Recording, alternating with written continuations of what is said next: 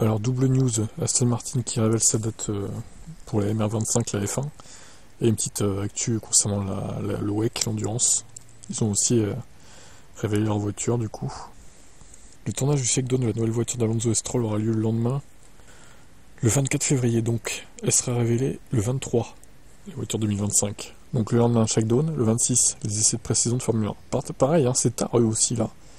La livrée d'Aston Martin sera déjà révélée le 18 février. Donc, comme toutes les livrées à Londres, mais ça sera pas la voiture 2025, ça sera celle de 2024 sûrement. Adrian Newey n'a pas encore travaillé sur la voiture car le designer est actuellement en congé de jardinage. Il peut commencer à travailler le 3 mars pour eux, mais il va se concentrer sur le développement de la 2026. Ça paraît évident. Alors là, l'endurance, la Valkyrie, du coup, elle sera aussi en IMSA. Elle était annoncée en 2016 comme une collaboration entre Red Bull et le sponsor principal de l'époque, Aston Martin Lagonda, Adrian Newey, ainsi que Miles Nürnberger, ont été impliqués dès le début en tant que concepteurs principaux. Au fil des ans, le Britannique a parlé à plusieurs reprises de sa passion et de sa fierté pour le projet. La seule voiture basée sur l'hypercar homologuée pour la route participera à la fois au WEC et à l'IMSA. Il s'agit également de la toute première voiture construite pour la réglementation dite hypercar de la FIA, ce qui signifie qu'elle peut concourir dans les deux championnats.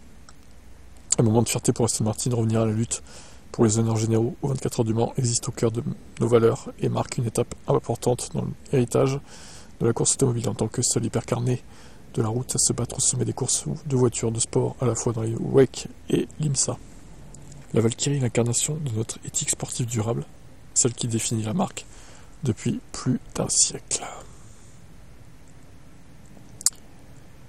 Max Verstappen l'a mentionné à plusieurs reprises, il aimerait revenir aux 24 heures du Mans, enfin participer même, parce qu'il l'a jamais fait. Il aimerait également le faire avec Alonso. Ils sont toujours à la recherche d'un troisième pilote. Étant donné la relation entre Newey et Alonso, il pourrait bien faire ses débuts lors de l'événement avec la Valkyrie. Ils ont qu'à foutre Stroll avec, allez hop. Comme ça, Max il fera son petit 24 heures du Mans, il sera remplacé par Tsunoda au pire. Puis voilà quoi.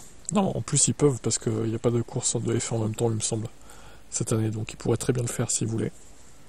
Bon, après, il faut se préparer et tout, c'est un autre débat, mais bon, un jour peut-être ils le feront. Hein. On verra bien, ciao.